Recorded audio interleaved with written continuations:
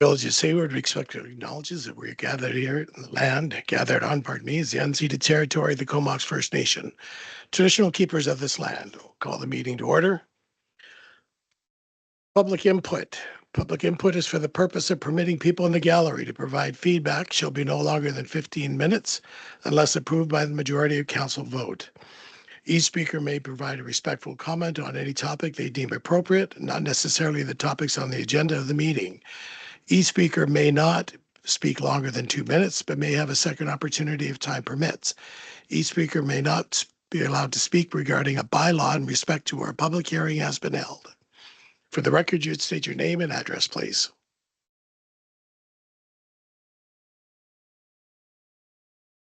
Okay. Introduction to late items. Go ahead, Councillor Johnson. Thank you, Mayor. When I'm reading over the minutes of last meeting, I note that Maureen H. brought a concern regarding ATV use.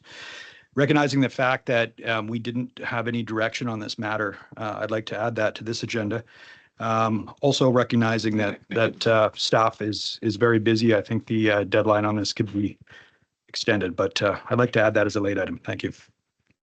Okay, under new business.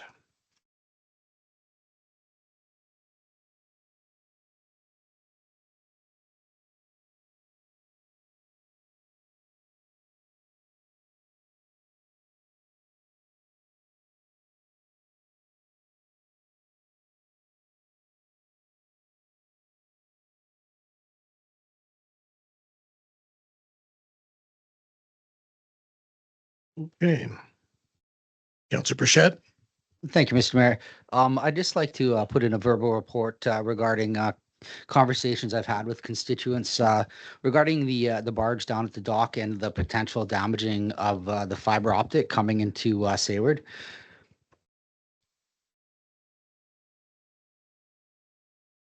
Okay. Council, under new business. Sorry, my question, Mr. Mayor, would be, is this a decision for council? I believe that barge is on foreshore property. I don't believe that council has jurisdiction over that. So that's for council review. Thank you. Councillor Burchett. Yeah, I'm just trying to add an agenda item and we can have a discussion when it comes up in the agenda.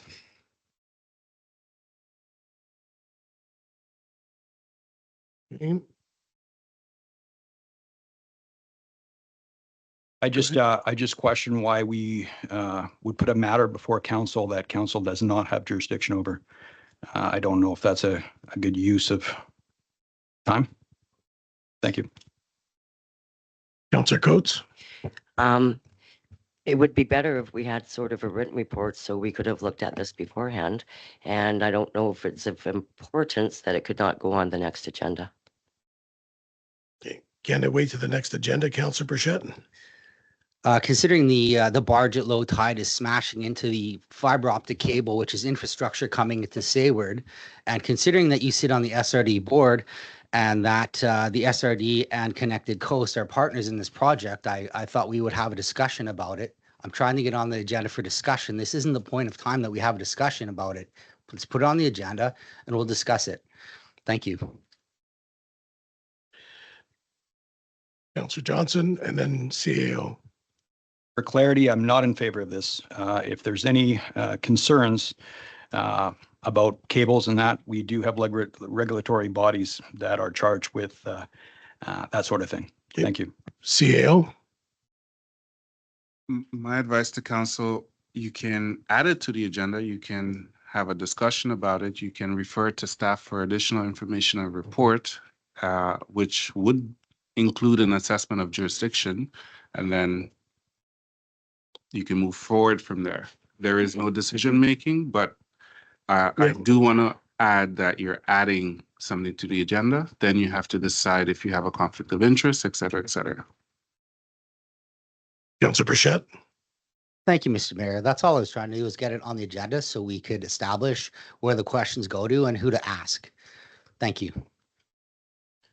Okay. So we'll add it on to B under late items. Counselor Coates?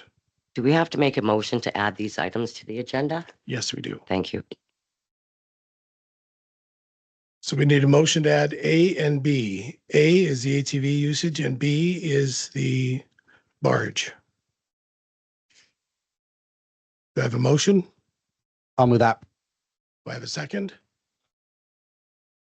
I'll second that. Mayor, I believe those are two different issues. Okay, so we'll go by A first. Thank Okay. We have a first and second. Do we have any questions? Any comments? Discussion? None? All in favor? Opposed? For A? Opposed? Seeing none, motion is carried. B. Need a motion to bring up barge under new business. Do I have a motion, please? I'll move that. Do I have a second? I'll second that. Discussion? Counselor Burchett?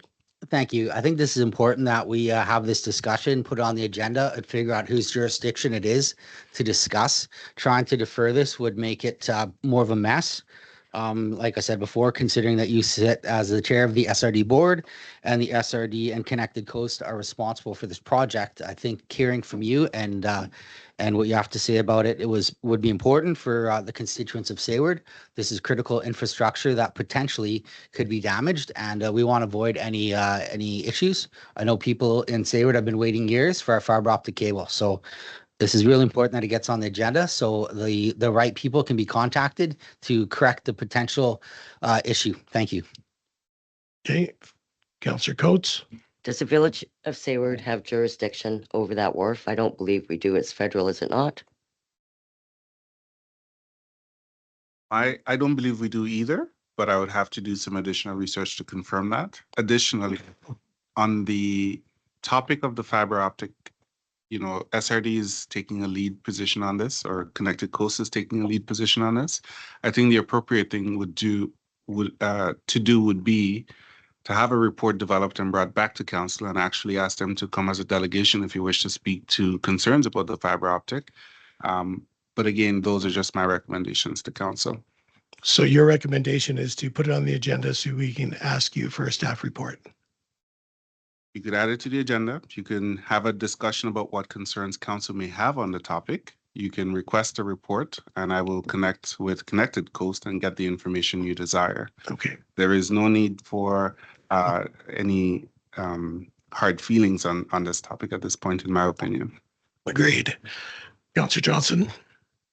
Thank you. I would agree with the CAO. At this point, I'm not aware of any problem as nothing has been voiced by any party to any party that's directly responsible. So at this point, I don't think we have any issues, at least none that have been brought forward by those who are concerned. So again, I just say that we don't have to go looking for problems if they don't exist. Thank you. Okay. Last word, Counselor Burchett.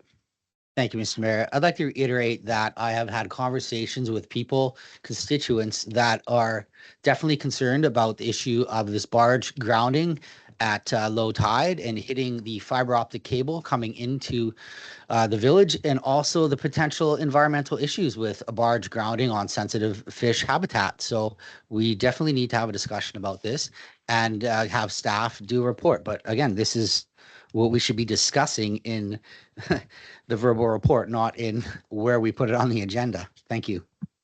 Okay, so all in favor of adding it to new business? Opposed?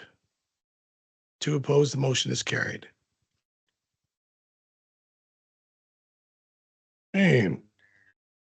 New business B. Approval of agenda. That the agenda for the regular council meeting held on January 7th, 2025 be approved as amended. I'll move that. Second? Thank you. Discussion? Excuse me. All in favor? Opposed? Seeing none, motion is carried. Minutes of previous. That the minutes of the regular council meeting held on December 2nd, 2024 be adopted as presented. Thank you. Second, I'll second that. discussion? All in favor? Opposed? Seeing none, motion is carried. Petition and delegations. Greg DeMille, Manager of Operations. I'm going to screw this up. Help. Laquasabuk, thank you. Presentation on watershed operations, please. When you speak, you need to press down on the microphone. Okay.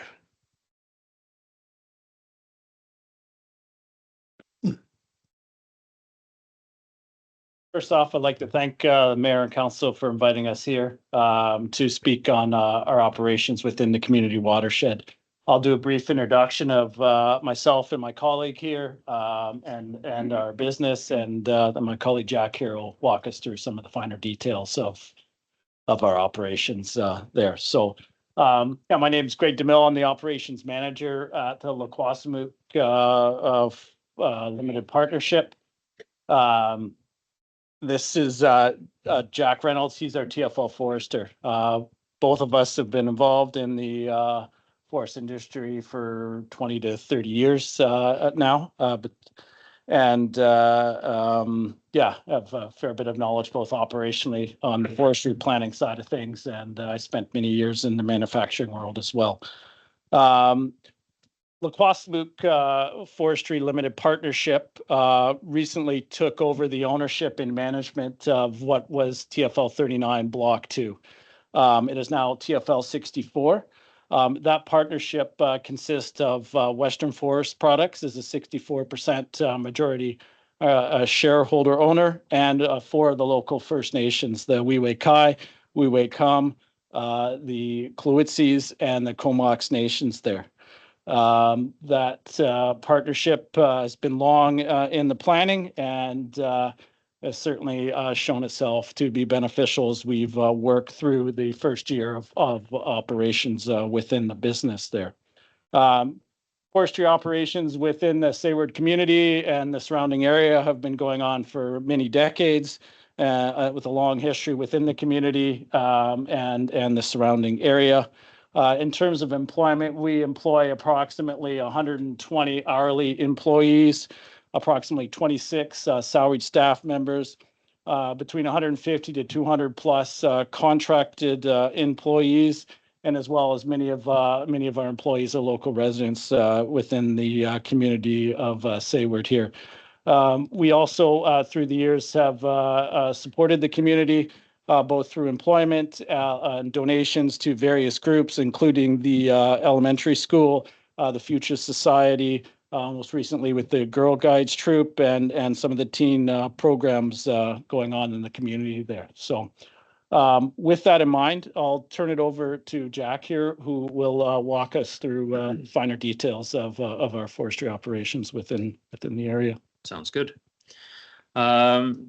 May I ask that you move along with the slides? Sure. So I think the third slide is a map of the watershed.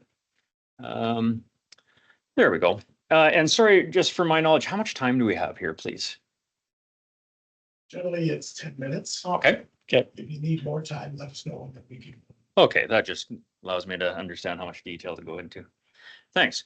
So, and I think I only have 4 slides here, so it's fairly straightforward. So this is a map of the community watershed. The village of Sayward is just in the top right-hand corner. The community watershed is one of between 400 and 500 community watersheds in the province, and a good proportion of those have forestry, mining, and other recreation and public opportunities or activities going on within the watersheds.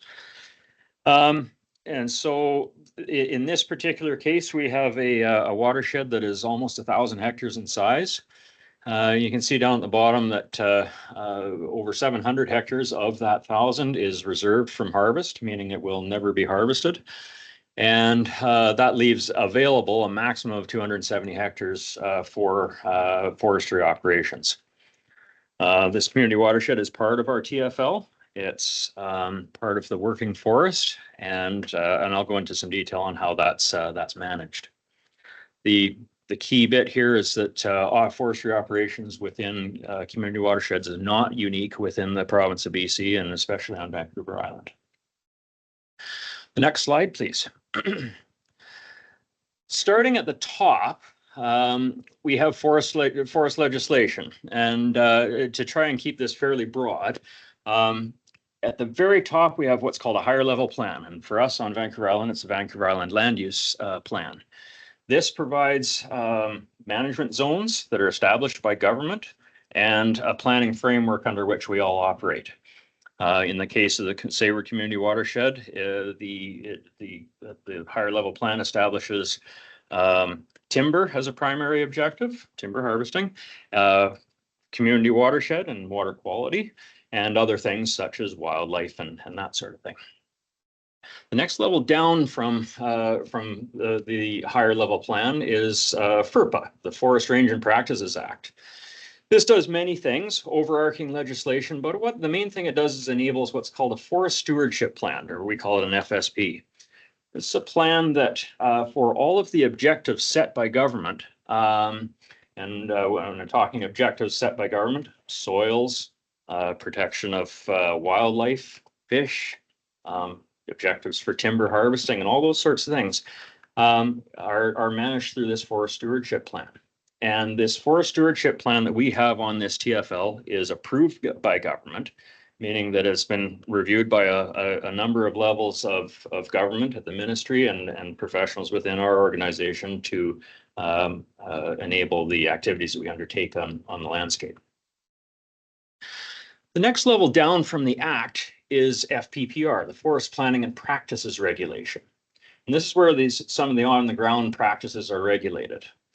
I highlighted three here for the community watershed. Streams. Streams within a community watershed are all treated as fish streams, regardless of whether they have fish in them. What that does, it allows for a higher level of protection, meaning more reserves and those sorts of things, which protect the quality and quantity of the water in those streams. It forces licensees like us to do watershed assessments, meaning hiring a professional hydrologist and a professional engineer to do overarching assessments to guide our activities. And the third thing I've noted is notification to water purveyors, meaning the village of Sayward or any private water license holders that may be on the landscape.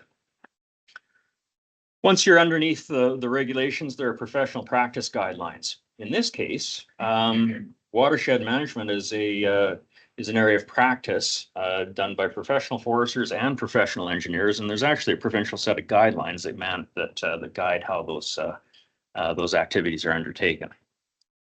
So that gives you a bit of a context of the different layers of legislation that provides a framework for the activities we undertake. Next slide, please.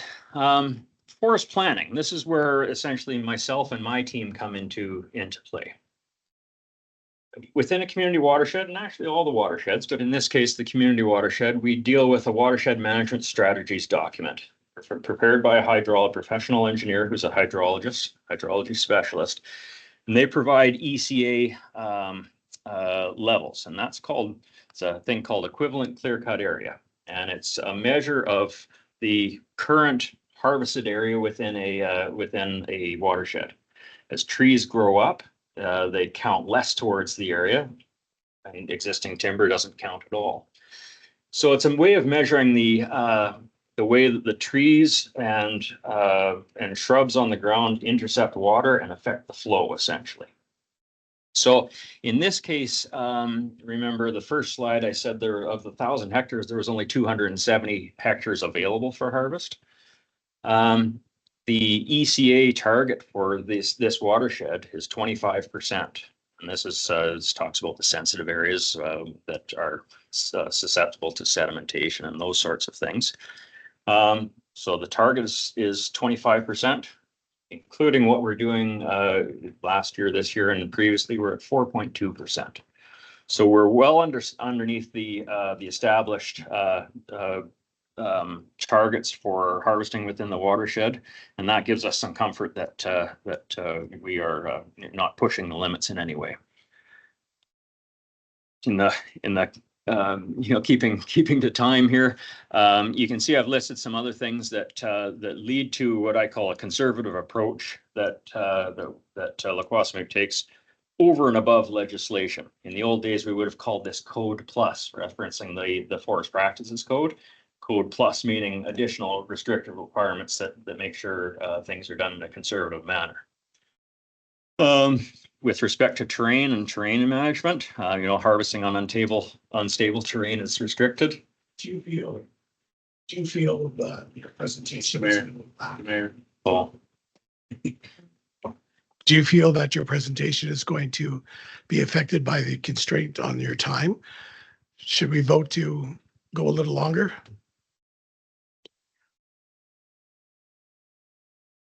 I'm happy to. It's Great. really up to you guys.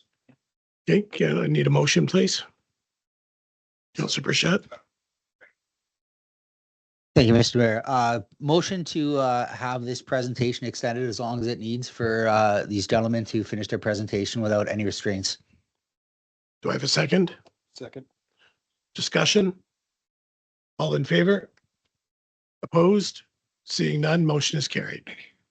There we go. Thank you, councillors and mayor.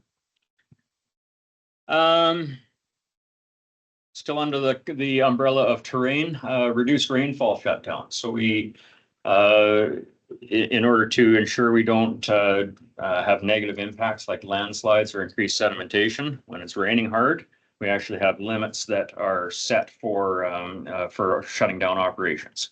In the case of the watershed, we reduce those thresholds so that we shut down sooner. And specialist recommendations, we have professional geotechnical engineers that look at all of our cut blocks and provide recommendations for the manner in which we harvest, where we can and can't harvest, and to ensure that terrain is managed appropriately. Similarly, specialists will give us recommendations on deactivation and sediment management. So in the case of the community watershed, previous harvesting, we have deactivated roads sooner than we normally would. We plant the blocks as quickly as we can and grass seed as much as we can, as quickly as we can to minimize sediment input into the water. And then I guess the last bullet here talks about risk mitigation. There's a whole suite of activities that we undertake that, again, are more on the conservative side within the watershed as compared to what we would do normally across the rest of the landscape. Again, over and above legislation and what government expects us to do. Some examples I put here is increased wind firming. Wind firming is actually cutting the tops off the trees that we leave standing so that they don't blow over, because when a tree blows over, the root wad flips up, creates sediment, and as often as not, that's along the stream edge or have negative effects like that. Retention, we don't have clear cuts within the community watershed. They're all what we call retention blocks, provides for biodiversity, breaks up the landscape, and has other positive benefits like that. And then increased professional reviews. There's, like I say, with the legislation, it's a professional reliance model, meaning that we rely on the professionals to ensure that practices are done in accordance with the policies and the legislation. In the community watershed, we undertake additional reviews by professionals to ensure that nothing gets missed. So that's just a cross section of some of the increased planning activities that we undertake prior to harvest. I think the last slide here is operational practices. So when we have our plans in place, we have approvals by the government to either build road or fall the timber. We have a suite of standard operating procedures that allow us to conduct our daily activities or daily operations and not miss anything. So each of our phases, we call them, so grade, meaning road construction, falling, yarding and loading all have fairly long documents that we have supervisors in place to ensure the crews on a daily basis are following what they're supposed to do. And like I say, additional requirements in the community watershed to maintain water quality. So that can mean shutting down, moving to a different area, and all that sort of stuff when it's raining heavily and that sort of thing. I already mentioned the rainfall shutdown standard, but this is something all our crews are aware of, so that you know, the shutdown before a problem happens. We also have a soil protection standard operating procedure. The soil protection is all about undertaking activities and plans to ensure that the water is managed appropriately. Some examples of that, I already mentioned grass seeding, but it's a very important part of ensuring that surface sediment or rainfall actually landing on the ground doesn't create fine sediment entering the streams. We can talk about hay bales and that sort of thing that we put in ditches, extra culverts that we put in to disperse the water over a larger part of the land, rather than diverting lots of water into one culvert that pushes through into a stream and causes erosion and scour and that sort of thing. And then a lot of the things that can cause problems, you know, not having the proper rock surfacing on the road, or armoring, we call it, at the inlets and outlets of culverts. All of that is really important to do, and the soil protection SOP dictates that we undertake a higher level of that sort of stuff within the watershed. Couple last bullets here, timing of road and harvest activities. We were active in there last year. We're now shut down because of snow at high elevations and because of rainfall, and the soil is saturated and wet right now. So we don't have any plans to be actively harvesting, falling, or yarding or loading logs within the watershed until next summer. Wait till the runoff has happened. It's as dry as possible, and that's the safest time to be in there, again, to manage water quality and quantity. And then the last, you know, I've talked a lot about these environmental protection measures. But I think it's important to mention we have audits that third party come in and look at all of our procedures. They look at our cut blocks and our activities. And we had one last fall, late September, early October. And they actually visited the blocks within the watershed and did not find any issues with what we're doing in there. And that's from the context of our own internal policies as well as legislation. So they look at the full suite of what we're doing in there. So I think, you know, what I'm trying to show us here is, you know, we've got a very high level of oversight with our operations that go on in the within the watershed, and in our mind that ensures success.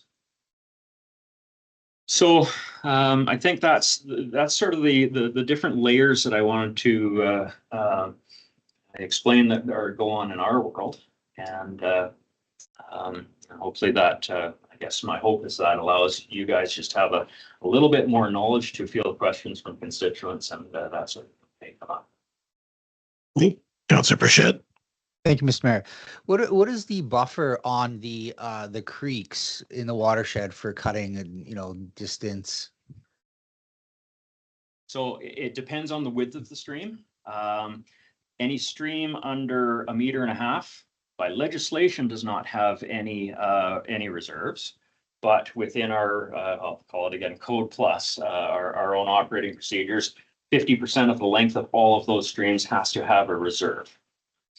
Once you're wider than 1.5 meters stream, the reserve starts at 20 meters either side of the stream, so a 40-meter wide buffer, or almost 150 feet, and goes up from there depending on the stream.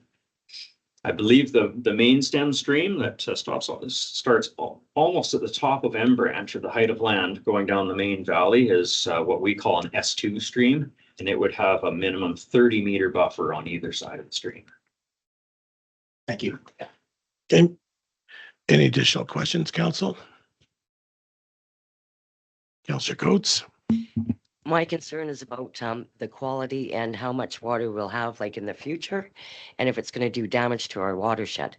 You say that you've only planning to do 4%, if you only logged 4% of the 25%. So it is kind of a small number. Does it have to be done in our watershed? Yeah. A good question.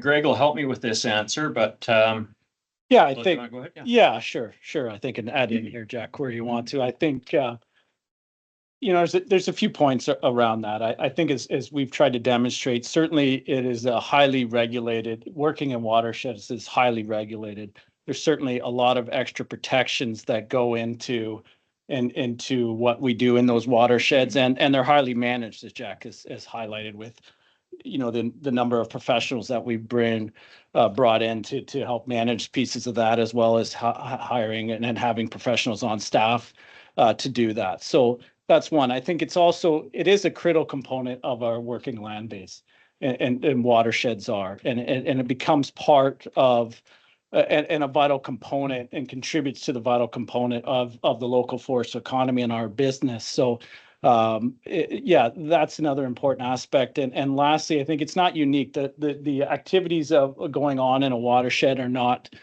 unique to here, and not unique within the province there. So certainly from our point of view, given all those factors, I think it's an important part of the local economy, and helps support it, and becomes an important part of our working land base. So I'd like to maybe add to that.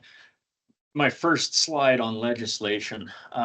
Legislation actually says the purpose of the regulations that are in place is to not adversely affect the quality or quantity of water. And that's why these hydrologists, professional engineers, do these watershed assessments.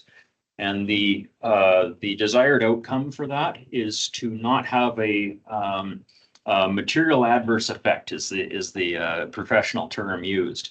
And so all of these pieces that we have in place, and there's a lot of detail even beyond what I've described in behind the scenes, is solely designed to ensure that the water quality remains as it is, and the water quantity remains as it is. I was talking briefly about the ECA, that equivalent clear cut area. If one were to harvest the entire watershed, what would happen is, because of increased sunlight and decrease in forest cover, snowmelt occurs much faster, and the rainfall disperses much faster. So that's why these rates of cut are put, or rate of cut restrictions are put on these watersheds. That's why we stick to such a small percentage, so that we meet the legislation, which is no material adverse effect to the water quality or quantity. So it all kind of ties together. Yeah. Councillor Coates. Thank you, Mr. Mayor. So I guess my other question is, was there any communication with the Village of Sayward before you started logging in there? Yeah, thanks for bringing that up. So one of the pieces of legislation that we have to follow is notification to the village, and to any other water purveyors that may be the Sayward Valley. We've got other people that we have to notify, so it's no different. So we've done that consistently throughout, and I think the latest communication was with Kier. But do I understand correctly that he's no longer with the village? He's just on leave. Oh, okay, yeah. So certainly one of my staff members has been communicating with Kier and letting him know when we start activities. So we did that this past, I believe, August. We've been working through the fall. We're now shut down, and so when we start in the spring again, we would notify again. I guess my next question is, any correspondence, it would be appreciated if it came to our acting CAO, so that council is informed, because we've not received anything in August as a council that I'm aware of. No. yeah, I think we're more than happy to communicate as much as you need about our activities going on in the watershed, for sure. Councillor Bichette? Thank you, Mr. Mayor. After doing a cut or a cut block up there, and you do turbidity testing in the water after a cut, is that shared with the Village of Sayward too, or is that internal? No, there is no requirement for turbidity testing. All of the procedures, practice, and the professional assessments that we do are designed to eliminate the need for turbidity testing. Yeah, so I think that's how that's handled. Okay, thank you. Councillor Coates? Thank you, Mr. Mayor. So,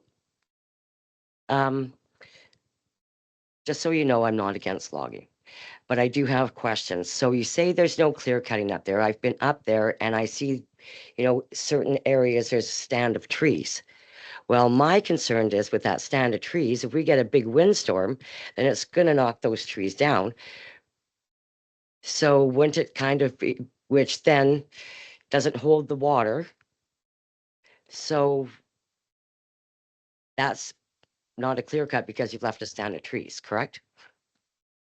Yeah, so there's I would need to get another professional in here who's more well versed in in wildlife and biodiversity type topics. When I say we don't have clear cuts, we have openings of a certain size, but there's a distribution of retained trees throughout that opening, so that it's doesn't appear as a big clear cut. That's one test, but also so that it adds those biodiversity elements for little dicky birds, wildlife, but also for like you say, shading, so the ground doesn't dry out too quickly and that sort of thing. So that's an important aspect of our retention program. As far as wind farming, I touched on it in the slide presentation.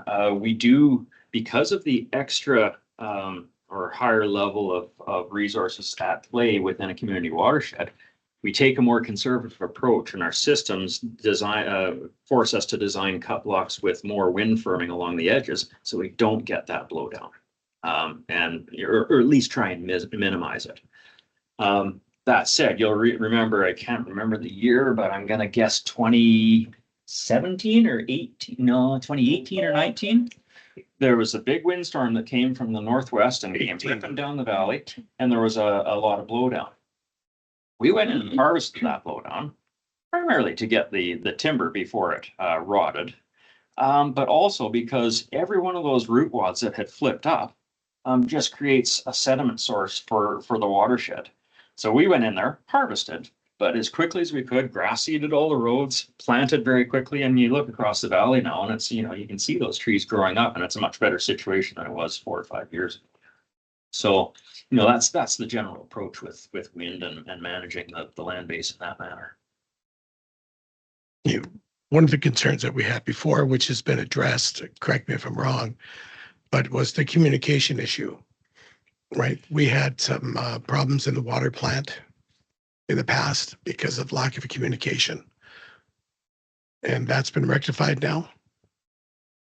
Yeah, so I can't speak to the past so much, but certainly, like I say, moving forward, there's there's no reluctance to communicate when we're starting and operations and whatnot, and happy to work with whoever the right person is to keep whatever level of communication going that's necessary. Yeah, I think, given some of the concerns here, I'd certainly like to recommend that, and we can go ahead and just do it, more regular updates. It doesn't necessarily have to be, it can be quarterly updates to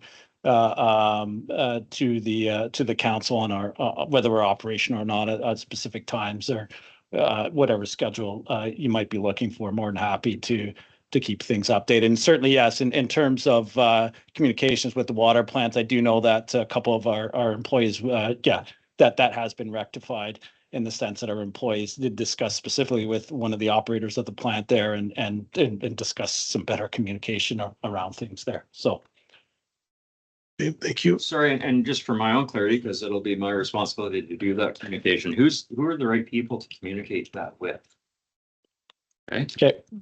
Just straight to you. Yeah. Okay. Excellent, John. Yeah, the CAO is is the right person to communicate with. Okay. Excellent. Councillor Bichette? Thank you, Mr. Mayor.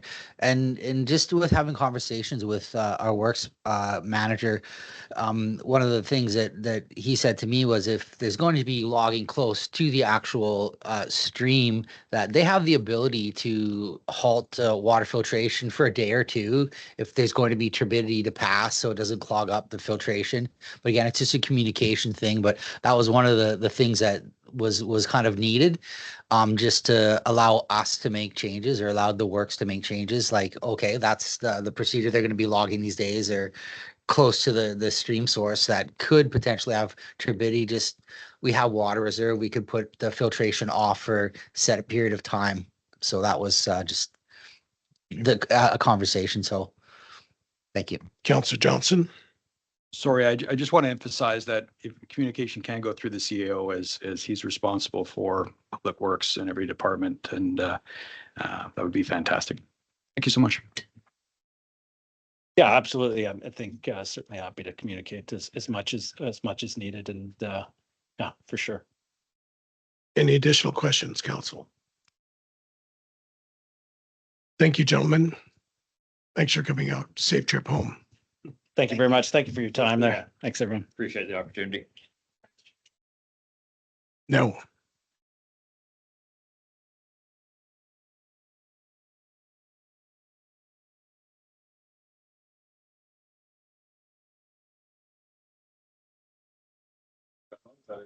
Yeah, you want to communicate with them outside?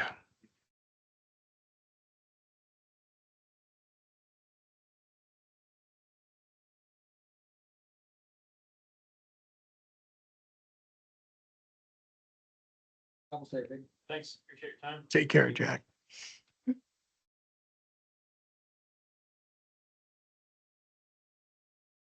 Hey, correspondence. The council receives this correspondence for information. Have a motion, please. Go ahead. Yeah, I'll make that motion. Thank you. Second. Discussion. Councillor Johnson? Yeah, just for council's consideration, there is 3 recommendations in there that we should probably go through. So I move that we pull this for discussion. Okay, since it's our only one, go for it. Just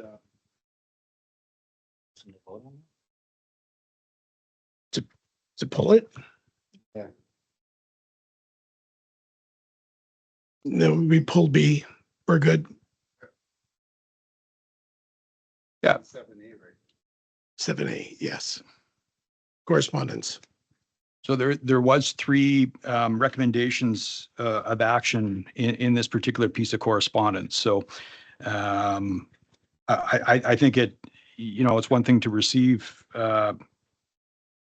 information in, but we should take a look at what they're asking us to review. The first ask is consultation. The second ask is a letter of concern be drafted, and lastly, an offer to meet in person. So, Mr. Mayor, I don't know if you want to go over each one of those points for voting, but thank you. Yeah, please, let's talk about each point.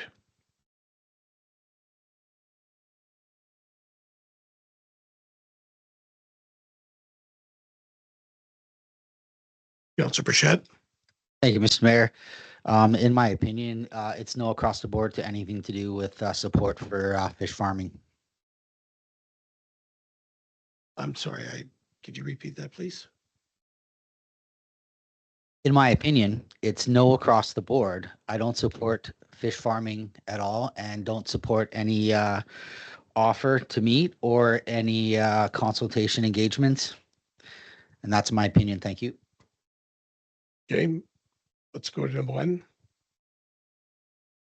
So We can discuss. And one is just mention that there's a task force and gives you contact information if we want to be part of that.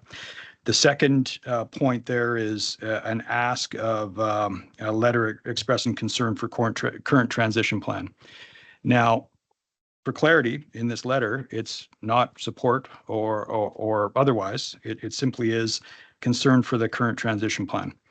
If we've gone through the whole letter. So I guess before the council is do we send a letter for concern for the current transition plan? And then lastly, there is number 3, potential to meet in person. I think, this is an issue that does affect the community, regardless of how we all feel about it. And you just need to talk it through. Okay, Councillor Bichette. Thank you, Mr. Mayor. The last time this delegation came here, it was supposed to be 10 minutes and it ended up being a 35-minute propaganda walk through their procedures. And I was rather disgusted with what they had to say. I'm firmly against anything to do with further fish farming. I support the federal government's transition plan to alleviate fish farming from this area. And I don't think we need a delegation or any further discussion. Again, that's my opinion. Okay, so let's talk about Councillor Coulson. Thank you, Mr. Mayor. Several years ago with the former mayor in Campbell River and other mayors on the North Island formed a group that worked together to discuss the plans during the closures and things that they were looking to do starting in June of 2021. And my question is that group still active at all? Is there any consortium of mayors that are working on this, or has that Not at this time, no. gone by the wayside? That's correct. So at this point, we don't know what the other areas in the North Island feel about having more information on this transition to closure in June of 2025, I think it was. I would assume that each council has received the same correspondence that we have. I would assume that would be correct. And would there be any appetite in reconvening that group of the North Island mayors, since many of the North Island communities are dependent on fish farms and income from that? So would it be prudent for that group to reconvene and then report back to each community? There is, through the SRD, a natural resource committee that's been formed. Fish farming has not come up yet, but it's going to be. And that includes the Mount Waddington and Cayucit as well, and Port Alberni. So there'd be the 3 RDs that sit on that board. However, as I said, the fish farming hasn't come up yet. So, but what we should concern ourselves right now is just our individual council in here in Sayward. And go from there. So we have Councillor Bichette. Thank you, Mr. Mayor. The last time we had a delegation come in here and talk about fish farming, they answered a lot of my questions because I was asking most of the questions, and they confirmed that they're using chemicals in the water. They confirmed that they're using antibiotics in the water. They confirmed that they're using pesticides in the water.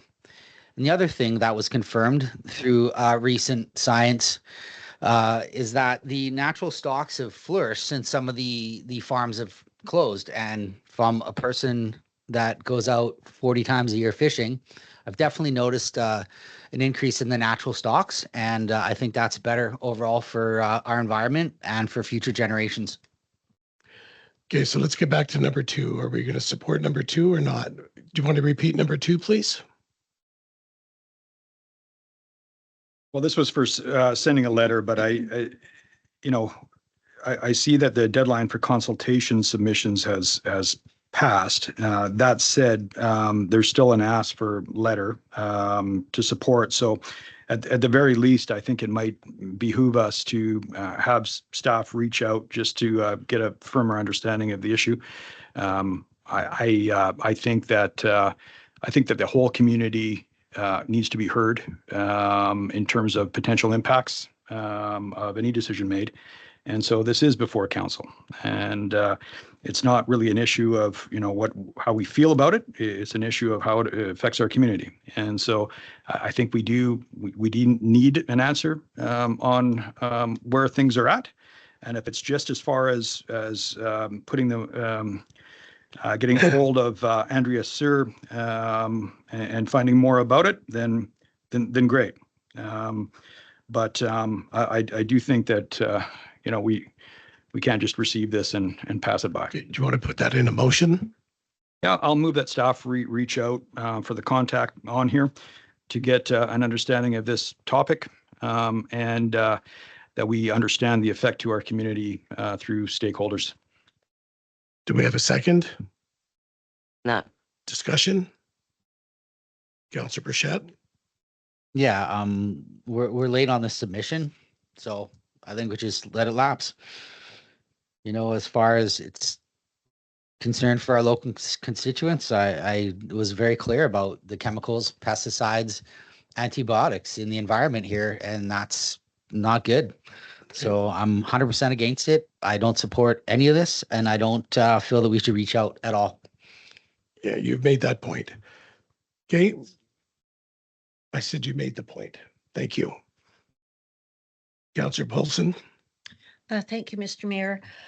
I think I would prefer to have a presentation at a council meeting if we reach out to the person to hear what the current information is they have to offer.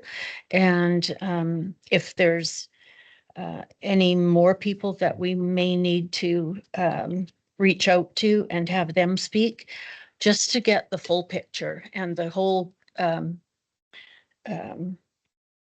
cross-section of people that are for and against the transition in June 2025.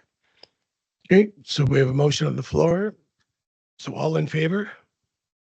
Is this Sue's motion No, your motion to reach out? to reach out. Sorry. Okay, all in favor? Opposed? One opposed. The motion is carried. Thank you. Okay. Council reports. None.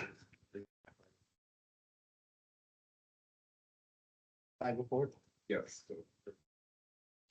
Sorry. Okay. Been done on the agenda part, but it was submitted. Okay.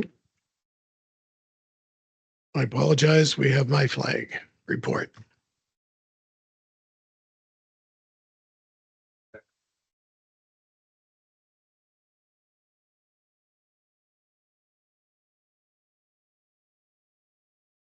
So this is a quick review of 2024 for the Mid-Island Forest Land Advisory Group, which I sit as a member of the committee.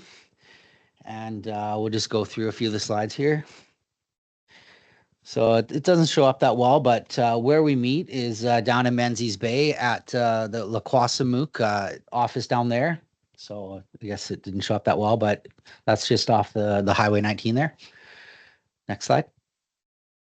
So in our January meeting, included a review of the 2023 safety and environmental observations and reports. I found this interesting because what it shows is the allotted cut block amounts, the amount of trees planted in roads. So the operations plans for 2024 included harvesting 900,000 cubic meters of wood, road building of 150 kilometers, and planting of over 615,000 trees. The Newcastle Fire Survey was done in the fall, and they were hopefully going to plant this year. That will probably happen next year. At the January meeting, there was two presentations. The first one on climate change, forestry, carbon and coastal research investments. And the second presentation was on tethered equipment, which is when they're cutting on steep slopes, they sometimes have to winch machines down. So it was a presentation on more of a engineering of how they do that, which I found interesting. Next slide, please.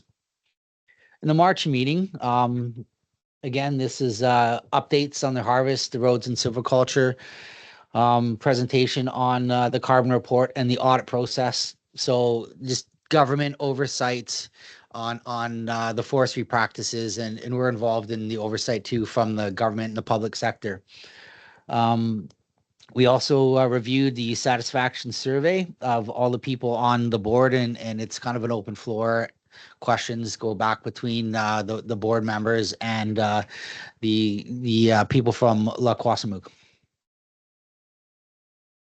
Next. May meeting, we had the first presentation we had there was on karst standard and forest operations. So karst topography is actually a limestone topography where you get water erosion within the limestone, creating a real unique geological features. And we definitely have a lot of karst topography in the Salmon River Valley, and there's extensive caves up there too. So if you want to know what karst means. The second presentation was just an indicator report on how the harvesting is going. And there's lots of indicators for that. It's really complex. They do 300-year plans at Lakwasimook, and they can just narrow into what a cut block's going to be like after 10 years, or a whole area, what it's going to be like after 50 up to 300, with all the different species, plants, and biodiversity. And the next slide is going to be just an example of the operations map for the Sayward area. So if you look at, well, I can get Sayward's here. So this is the cut block, the TFL that the gentleman were talking about earlier. And this shows all the different logging roads, and you can zoom in and out on it. It's really interactive, and you can also peel back layers of this map to look at riparian habitat, to look at different elevations. If you just want a map of roads, if you just want a map of rivers. So the mapping and the GIS is just incredible what they can do now. And like I said, they can forecast these maps and the growth and the cut blocks out to 300 years. And that's done by AI. And it takes about 2 weeks to run a 300-year plan.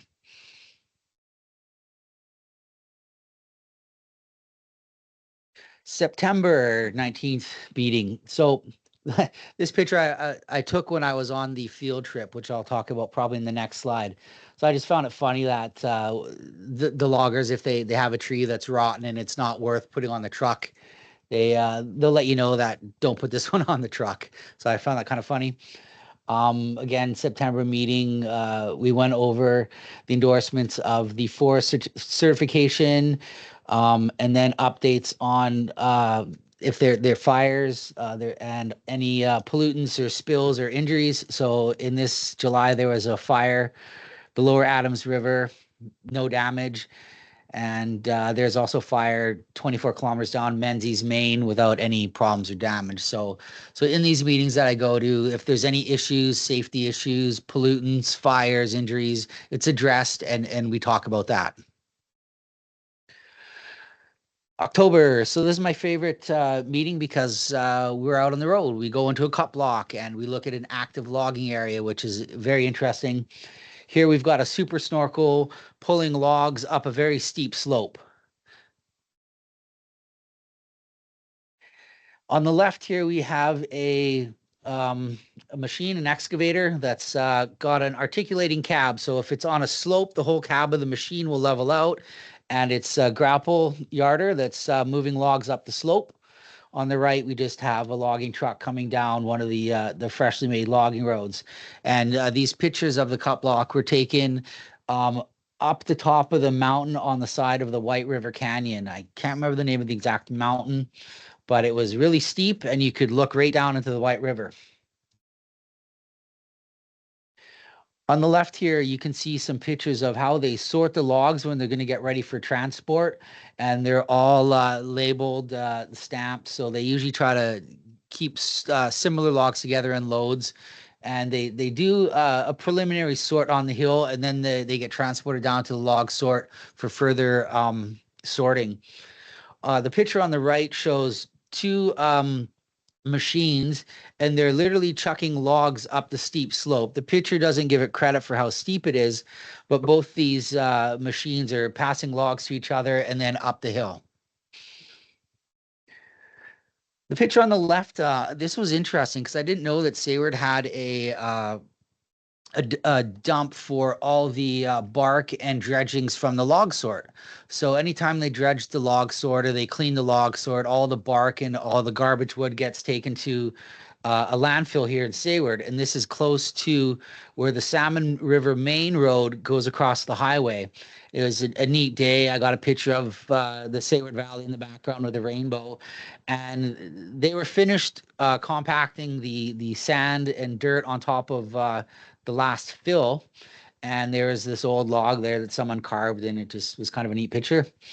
On the right, there's a feller buncher, which is the red masted machine, which takes all the limbs off of the trees and cuts the trees to a length, and then they pass that to the grapple loader that's loading the logging truck.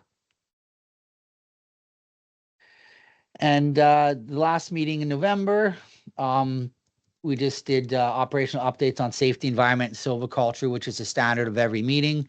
The limited partnership update, which is their relationship with the First Nations.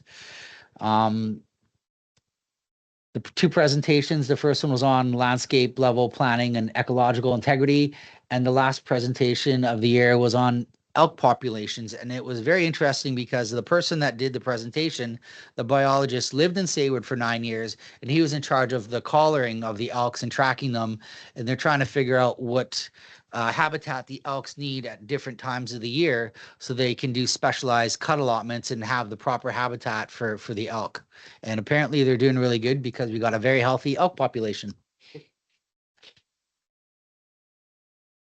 And just a shout out to Sean Crawford, who organizes the Mid-Island Forest Land Advisory Group meetings. He does an excellent job of chairing the meetings, and it's a great group of people, very informative, and I'm happy to be on the board and share information with you. Thank you. Need a motion to receive report. Second, So moved. second, Second that. discussion. Councillor Coates. Thank you, Mr. Mayor. On one of the slides, it said about the Newcastle landslide.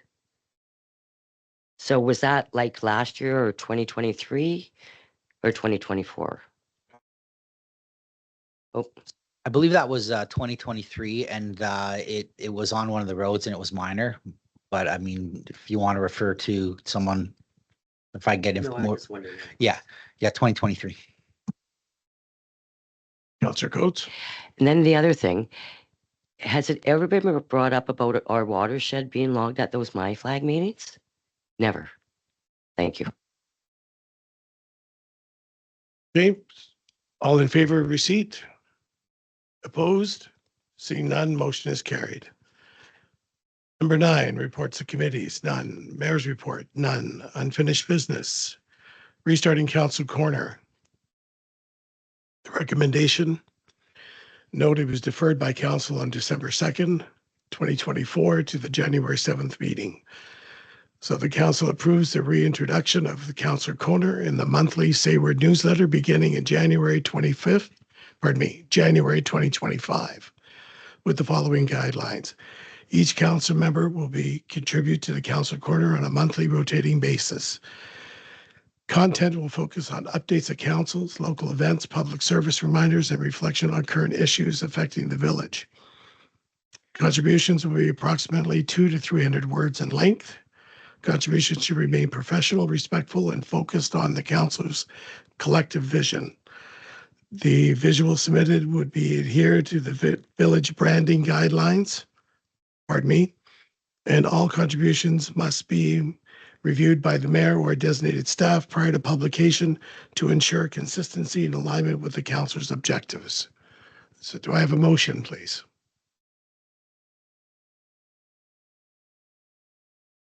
I'll move to receive. Second, I'll move to receive.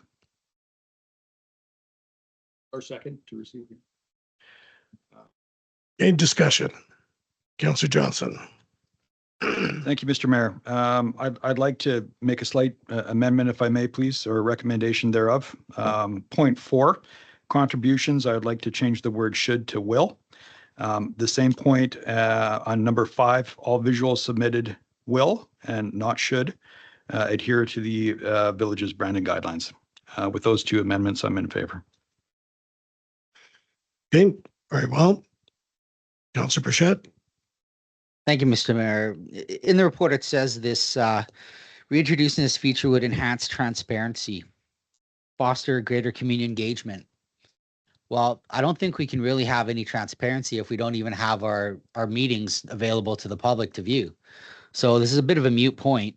So if we want transparency in our governance, we should have our meetings available to the public to view, especially the people that have disabilities and can't get here.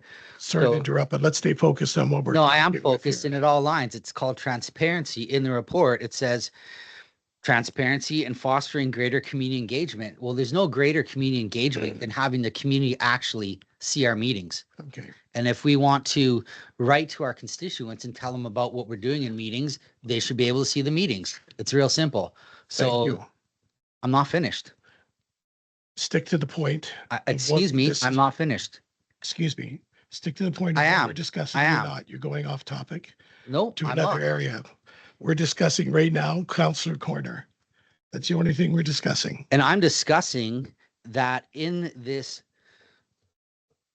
report, it says enhance transparency and foster greater community engagement. I think that goes hand in hand with having our videos out there. So how can we write about what we're discussing if the Okay, videos aren't we're available for moving people? on. So it's a mute point. We're moving on. Are we moving So- on because do we have a vote Go on ahead, that? Councillor. Go ahead. Your microphone, please. Thank you, Mr. Mayor. I just want to reply to Councillor Burchett on one thing. I think we've got very dedicated staff that's working as hard as they can to catch up from a lot of work that is behind. And I don't think there's any intent at all to not have things live. I do think that we have to cut our staff a bit of a break here and allow them the time to catch up for a great many reasons on work. So shout out to staff and I'm sure things will be back to where they were at their earliest convenience. Thank you. Okay, discussing Councillor Corner only. Go ahead, Councillor Coates. Well, as far as transparency, I don't understand why people can't come here to watch the meetings, but I also think it should be available via Teams. Okay, let's stick to the Councillor Corner. Okay, Councillor Corner, folks, that's what we're discussing. CAO, I was just going to actually call a point of order because the report is about the newsletter. Council has previously discussed and decided on the posting of the meetings recordings online. There is a process if council wants to consider something, but right now before council, it's a report on the newsletter. that's correct. Okay. So we're on vote. All in favor? As amended, yes, because of the will. No, my understanding is you are receiving a motion. Councillor Polson moved, Councillor Johnson seconded. Councillor Johnson explained his desired changes. So it's to complete the vote on receiving, and if there is a second motion with the amendment, then you can proceed accordingly. Okay, so on receipt, all in favor? Opposed? One opposed? And we need a motion to change the will in the will. Yeah, I'll make the motion to change wording from should to will on both points 4 and 5. And then after that, to accept the motion as amended. Okay. Second, I'll second that. discussion. Councillor Burchett, Thank you. I don't think we should change the wording. If I don't want to participate, I shouldn't be forced to. So putting in will shouldn't be in the wording. Okay. All in favor? Opposed? One opposed? Are you opposed or in favor? You're in favor? One opposed, the motion is carried. Will and will substitute for should and should. Go ahead. I just want to clarify, Councillor Bouchette, this resolution does not compel any member of council to do it. It simply lays out the process. We have identified on the second page of the report a suggested schedule of rotation, and council does not have to follow that. If you don't wish to participate or any other member, you don't have to. Councillor Burchett. Thank you, Mr. Mayor. I participated in this last year when we tried to do this, and I was the only one that did it. So, you know, hopefully this council can, you know, enhance transparency of the community and write good articles. Okay. Moving on. B, LGLA, pardon me, conference attendance. This was deferred from December 2nd, 2024, January 7th, 2025 meeting. The council receives the correspondence for information. I'll move receipt. Second, I'll second that. discussion. Councillor Johnson. Thank you. To CFO through Mayor, just when I look at some of the material as late, I get a sense that, you know, finances are tight. And so, you know, I think that has to be a consideration when we look at this motion. Thank you. Okay, on receipt. Further discussion, Councillor Coates. There has been no financials given since I've been elected, and I haven't seen any financials for 2024 at all. So we don't know where we stand with our finances. So I think at this moment, including AVICC, I don't have any problem rescinding that motion that sends Jason and I until we know what the finances are. And I think until we know where we stand, I think we need to set the example by tightening up the belt here at this table before we move forward on who's going to any conventions. I realize that education is very important for all of us at this table, but until we know where our finances stand, we don't know if we're in a deficit position for 2024. We don't know where we stand. So how can we be spending money when we don't know if we have any money? Thank you. Okay. Thank you. Councillor Paulson. Thank you, Mr. Mayor. I spent the better part of the last 2 weeks writing a motion to rescind the AVICC vote. And through discussion with the CAO, realized that it didn't qualify because it was past the time allocated for doing it. It was supposed to be, the rescinding was supposed to be the meeting following the motion had been made. So on further discussion with myself and reading through this LGLA meeting and proposal, I decided to let council know that we're starting a new year for 2025. And let's start by showing the municipal government that we can operate our village with good governance.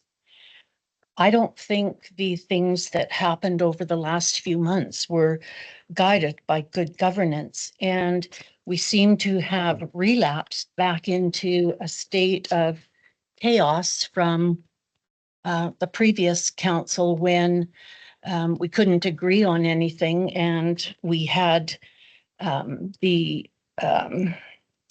municipal advisor come in, spent 3 months here, and gave a recommendation. And when you read through the 13 articles in his recommendations, we haven't been following or even incorporating them into our everyday running of the municipality. So back in November, we put forth a resolution to have staff look at how much it would cost per person to attend conventions and meetings and conferences and things, and to come back with a report. That way we could decide on whether we could or could not afford to go to any of these conferences that came up. And I acknowledge that AVICC and LGLA are very important learning sessions. And so I totally agree with Councillor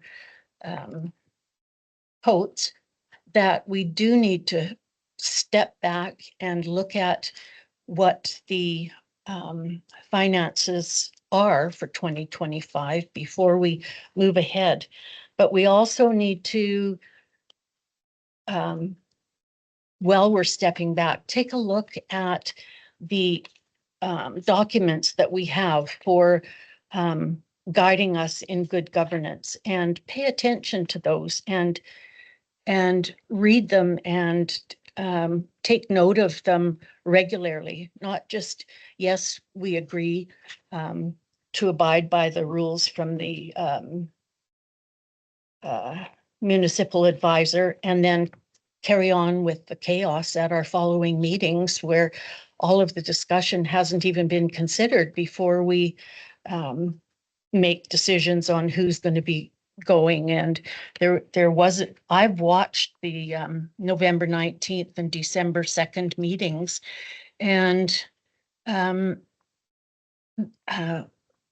we need to make a commitment to revise and follow the code of conduct that's coming up on the agenda, and also to follow the motions that we make and that get passed. So I think there's lots of documents that are out there for us to review. The oath of office that we took when we first were elected, the municipal advisor recommendations, and in our orientation binder, there's the LGLA forging the path to responsible conduct, and the revised code of conduct that's in the binder.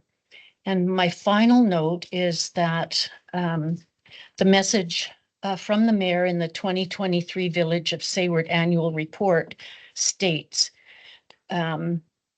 some of our actions and decisions may not have met the standard of decorum or good governance, and we can and must do better. Our goal moving forward is clear: to restore good governance, making thoughtful changes to ensure we are organized, focused, and truly responsive, and that we are committed to delivering a governance that reflects a community that is united, resilient, and proud. And I think I would like to make a motion that we follow these guidelines and continue from here on in to be respectful, to be transparent, to be fair, to listen to each other. And that's, I don't know what else to say. It's come to the point where we can talk the talk, but we're not walking the walk. And it's time we started.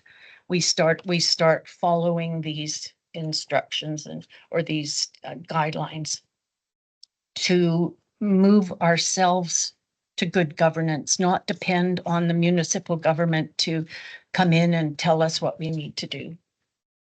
Okay, thank you. Still on receipt.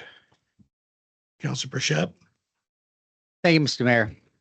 I believe that all members of council, if they can, should attend these conferences. This is where we learn. This is where we grow. This is where we connect. This is where we serve our community. This is where we find out about grants, make connections, and perform better and do better at governance. Attendance at these conventions isn't and should not be used as a vexatious way to limit certain council members from going or not going. We should all be going. We budget for this. Everyone can learn from going, whether we get along or not. It's for what we can do for Sayward. And if people are left out from conventions, it's not serving Sayward. And as far as attendance and at conventions, and if people and council members are concerned about cost, well, 3 of us went to UBCM. One of the councilors showed up a day late and had a hotel paid for. So if there's a concern about cost, show up for all 5 days. Don't just show up for 4 or 3, because it's a cost to the community. And you're not serving the community by not participating in full attendance. So if people are going to say that this is financially driven, it's not. Councillor Coates. I have, and I always will, when it comes to anything at this table and concerning the taxpayers of the village of Sayward, cost will always be utmost and first with me. That's who we're responsible for.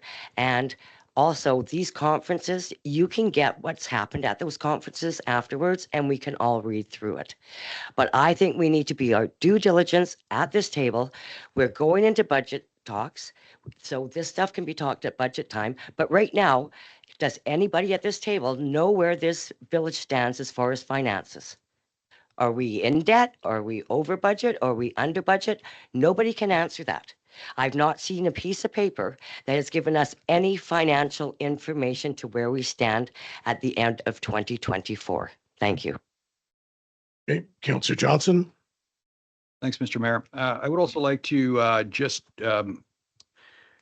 spell off that we are incredibly fortunate that our mayor is also chair of the SRD. So in that way, we are represented. The mayor does attend conferences if council does not.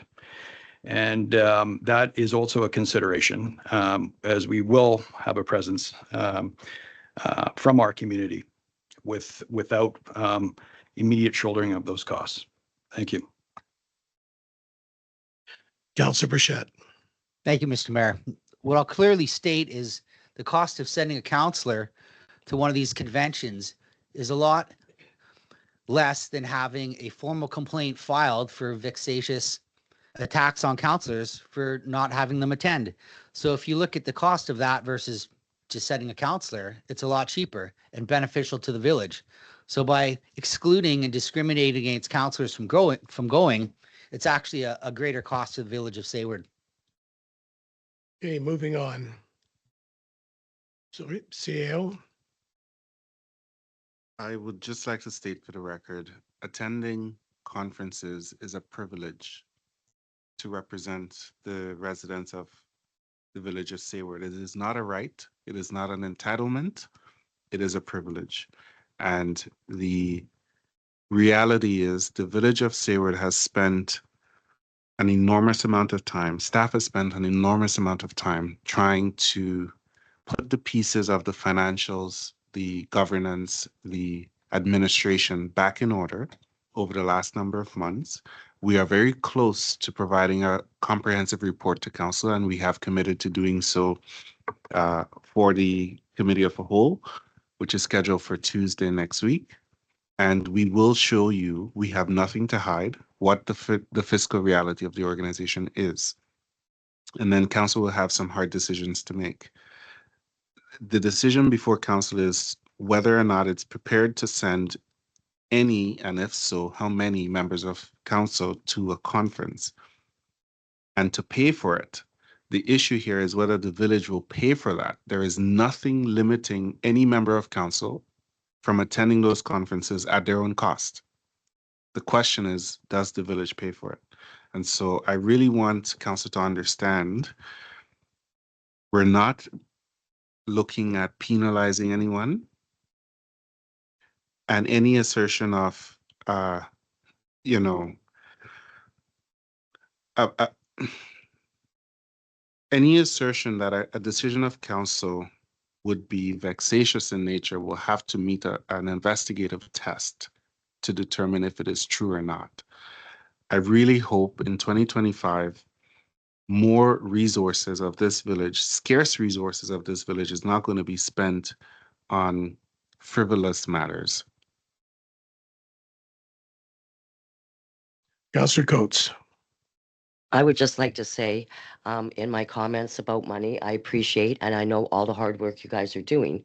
But until I see that, I can't make an informed decision. And thank you for your work. So do you want to defer again? Is that what you're looking at, Councillor Coates? Do I make a motion, we defer this until budget time? Do I have a second?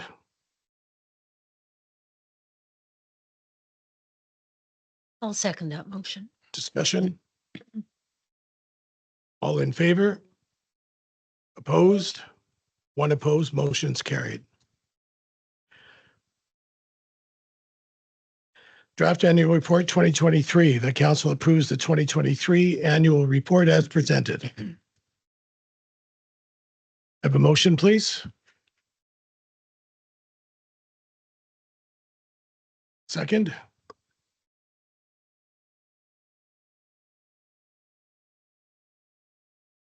Second. Thank you. Discussion? Councillor Johnson? Sorry, thank you, Mayor, through CAO. Just wanted to point out, I don't know, lovely report. Layout is fantastic. Thanks for that. Table of contents, it just says message from the mayor of government. And then number 6, and then 7 has dash 2023 council. Just those are the only 2 things. So just wanted to thank you. Okay, so all in favor? Oh, Councillor Coates? I just have one question. Through the mayor to the CAO to the CFO, I just have total liabilities. It's up substantially from 2022 to 2023. So I just don't know what that is.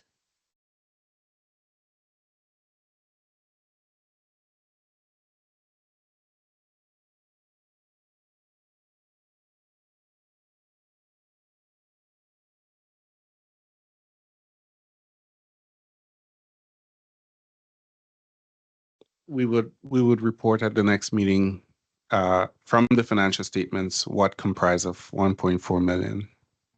Thank you. And then my other question on page 19 is the surplus. So in 2022, we had $647,000 in surplus, and now 2023, we have 292. Is that correct? So off the top of your head, do you know that $400,000, what it was spent on from surplus?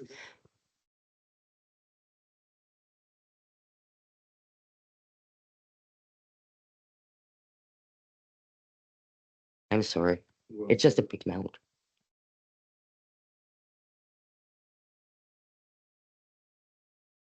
Send us the questions. We'll have that report for you. Actually, we could do it next week at the committee of the whole. Okay.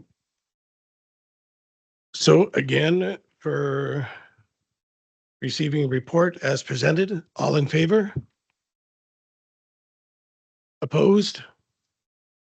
Seeing none, motion is carried. Staff reports. Appointment of deputy mayor. The council received the deputy mayor designation report for information and discussion.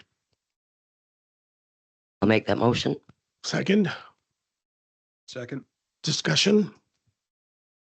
All in favor? Opposed? One opposed. Motion is carried. Okay, the councillor. Who's wanting to be deputy mayor next? Councillor Burchett. Thank you, Mr. Mayor. In my opinion, I don't think we need a new deputy mayor. Councillor Paulson is deputy mayor now, and she's been the deputy mayor for about 6 months already and has not even finished the year of duty. Councillor Tom Tinsley was appointed deputy mayor at a November 2022 council meeting following the general election in October 2022. Councillor Tinsley held that position until his resignation from council May 13th, 2024, for a total of 18 months, despite the requirements in the council procedural bylaw to designate a member to act in place of the mayor in his absence before December each year. Several requests were made to Mayor Baker toward the end of 2023 to review the appointments to committees were denied. There was no requirement to change the appointment each December, only the requirement to review. Councillor Paulson is the most senior member of council who is always prepared, understands the procedures, bylaws, and policies needed to guide council to good and fair governance. She is also a dedicated volunteer in our community. To remove her from this position at this time would hinder the good governance of Sayward. There's no reason to make a change at this time other than to continue the less than transparent governance that is occurring now and to create further division on council. Councillor Coates. In the bylaw, it states, in December of each year, council must. So this is a bylaw. If we're not going to follow the bylaw, why have the bylaw? So it says must, and doesn't say maybe. It says each December that we must appoint a deputy mayor. There's nothing stating that it cannot be Councillor Paulson. Correct. So, but it does say in December of each year, we must from amongst ourselves, its members, designate a councillor to serve as deputy mayor who is responsible for acting in the place of the mayor when the mayor is absent. So whether it's Councillor Burchett, Councillor Paulson, Councillor Johnson, it still needs to be done each year. Otherwise, we need to get rid of this bylaw. Okay. CAO. Council, the way this provision of the bylaw operates is in December, you meet, you choose someone. The following December, you have to do it all over again. This is in effect acting as a sunset clause. Automatically, the appointment of deputy mayor ceases the following December. So right now, this council does not have a deputy mayor appointed. And I appreciate the members of council who reminded me that this was a requirement, and we have brought it for the first meeting in January. Normally, I would have brought this in December as well. So right now, there is no deputy mayor appointed because that ceased to exist in December last year. And the question before council is whether it wish to make a new appointment at this point. Okay, Councillor Paulson. Thank you, Mr. Mayor, through to the CAO. So does that mean that when Councillor Tinsley resigned last summer sometime, and I was appointed as the deputy mayor, that my term ended in December? Okay. So then we were in violation of the bylaw in 2023 when it was not followed in December to appoint a deputy mayor, and Councillor Tinsley remained the deputy mayor. Does that mean that he was not actually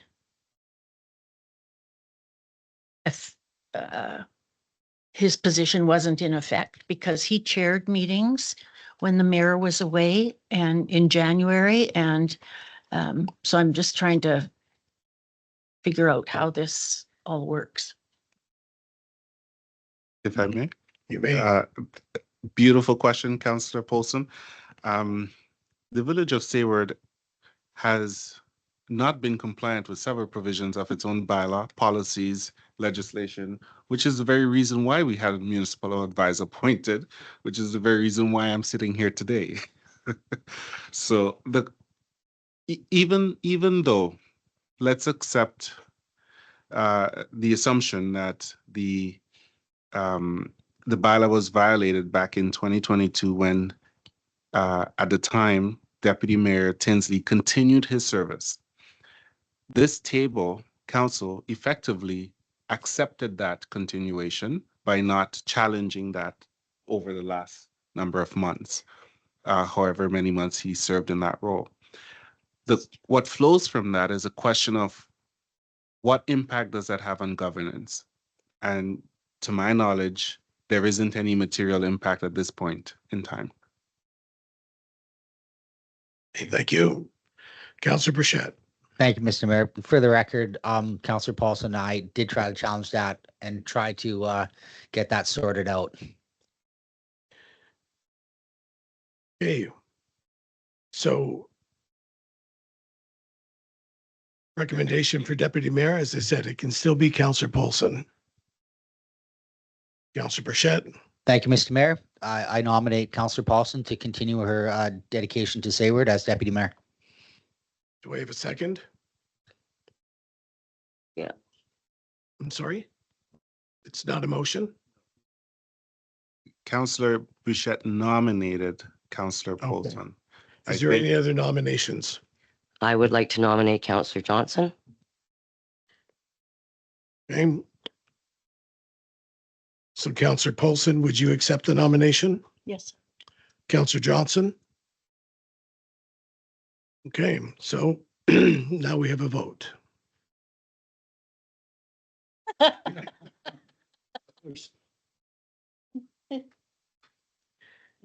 Okay. So all those in favor of Councillor Johnson, please raise your hand. All those in favor of Councillor Paulson? 2, 3, it was 3, correct?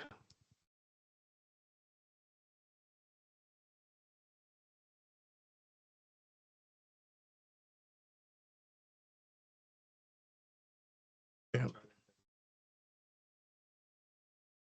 Okay, let's assume we have 2 votes for Councillor Johnson. We have 2 votes for Councillor Paulson. I think what I'd recommend council do is do it one at a time. So we have a voting for Councillor Johnson, and then we have a secondary voting for Councillor Paulson. And if no one is identified, then you go back to the drawing board and discuss it until you do. Councillor Johnson? I'll just point out that there is, looks like 2 years worth of. Yeah, it's doubled up on here. Yes, I was trying to get council to identify a deputy mayor for this year and a deputy mayor to get us to the election next year, so we don't have to revisit it in December. It's just doing it in advance. Technically speaking, if we're going to accept that the nominated member of council cannot vote for themselves, then we would have to accept that Councillor Paulson can't vote for herself as well. And that would actually change the results, being Councillor Coates and Mayor Baker in favor of Councillor Johnson and Councillor Burchett in favor of Councillor Paulson. So then there would be a decision. For the 1 year. Yes, for this year, for 2025. Okay. Councillor Coates? Going back to the bylaw, it says in each year in December. So I don't think we should be voting for 2 years. Okay, follow the bylaw. Councillor Coates? Is there any documentation that says when there's a nomination put forward that they can't vote for themselves? Or is there a bylaw, or is there any documentation that says that they can't vote for themselves? What this touches on is the notion of potential conflict of interest. The question we have to assess is there a financial benefit, as an example, a financial benefit to being deputy mayor? If there is, I don't know. No, there isn't. Additional amount? There isn't. Unless they chair.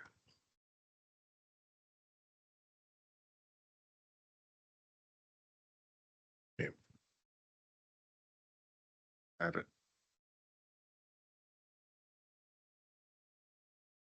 So again, we need some information. So again, we may have to put this off.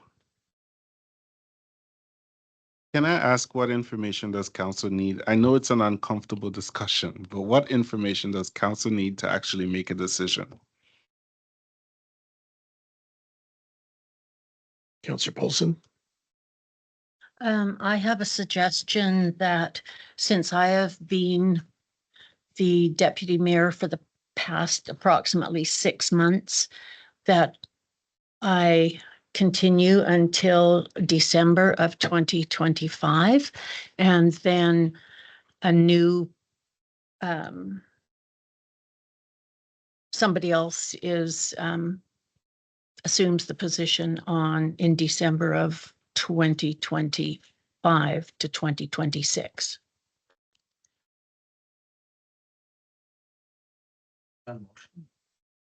Oh, it was just a suggestion for discussion.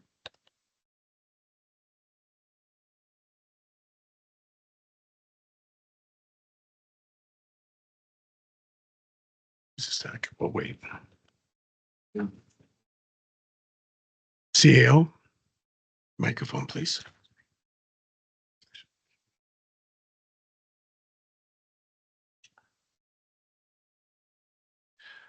I just want to read for council's benefit a portion of the council remuneration bylaw number 490, 2022. It says the following. Remuneration rates for council members is listed in Schedule A attached to and forming part of this bylaw. A council member may be excused. If the mayor is unavailable to perform his or her mayoral duties for more than 30 days, councillors appointed to the position of acting mayor shall be entitled to the same remuneration as the mayor. So in your procedure bylaw, we don't use the term acting mayor, we use the term deputy mayor, which has the same meaning because they perform the duties of the mayor in the mayor's absence. So there will be a financial benefit to any member serving as acting or deputy mayor, which will trigger, in my assessment, the potential for conflict of interest if you're voting for yourself. That is my assessment. Okay. Thank you. Councillor Burchett. I put down a motion that Councillor Olson assumes deputy mayor till December until a new vote is done next year for the next deputy mayor.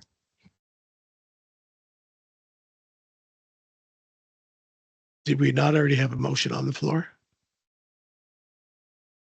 I believe you did, and I believe there was a vote as well. There were two votes. There is one for Councillor Johnson, Councillor Coates, and the mayor voted in favor. Councillor Johnson, I didn't see your hand raised for that. No, but from the information there, I believe that was the right decision. Yeah. And for the nomination of Councillor Polson, we had one vote of Councillor Burchett.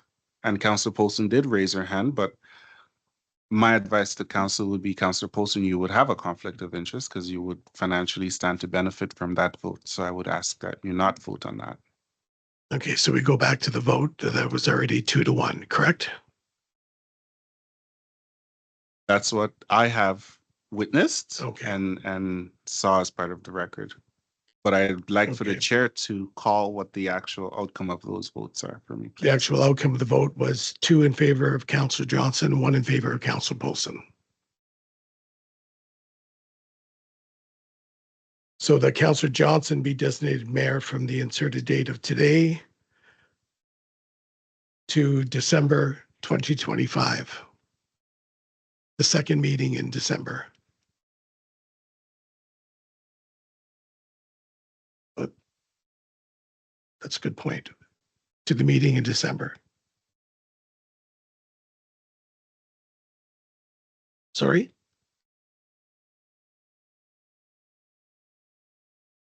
Okay.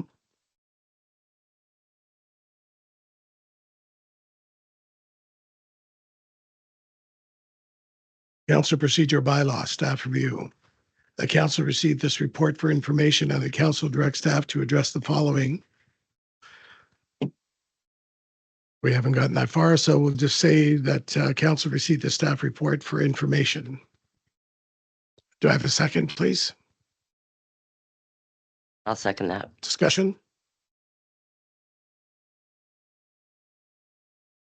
This is areas of concerns or interest that you want to see changed.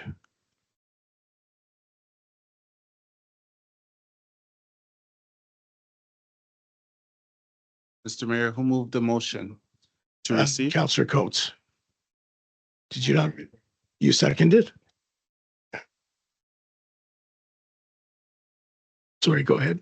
Sorry, Mr. Mayor, just Councillor Polson and I, just for clarity, and I apologize, but we're on C currently. B. Oh, council procedural bylaw. Okay, thank you. The council received staff report for information. I need a mover, please. So move. Thank you. Councillor Coates, second.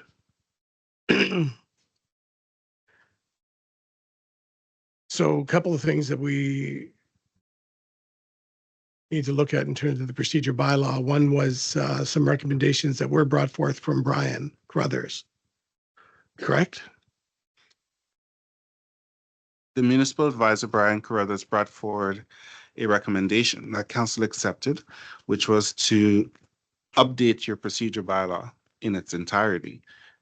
What this report is asking is if there's any additional areas specifically in the existing bylaw that council would like us to look at as we do our research and formulate new draft text for council.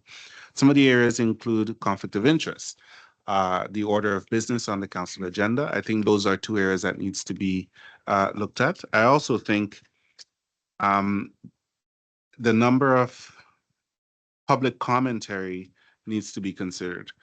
This is a meeting of council. There are multiple vehicles and avenues for members of the public to raise concerns with the operations of the municipality. Doing so at the very beginning of the meeting, of a council meeting, is unusual at best. Additionally, the discussion of something at a council meeting should be, in my opinion, limited to what's on the agenda. And if someone has a general complaint, they should certainly reach out to the office during operating hours to, make those concerns known. Those are just some areas that I think could be adjusted. The conflict of interest piece should be declared after the agenda is adopted upfront. I think the way that we create a separate agenda for in-camera stuff should be treated differently. In-camera meeting is a portion of a meeting that is close to the public. It's not an entirely new meeting that is created. So those are just some of the immediate things that stands out for me as your staff. Okay, well, part of that, of what you stated, it was also in the 13 recommendations, correct?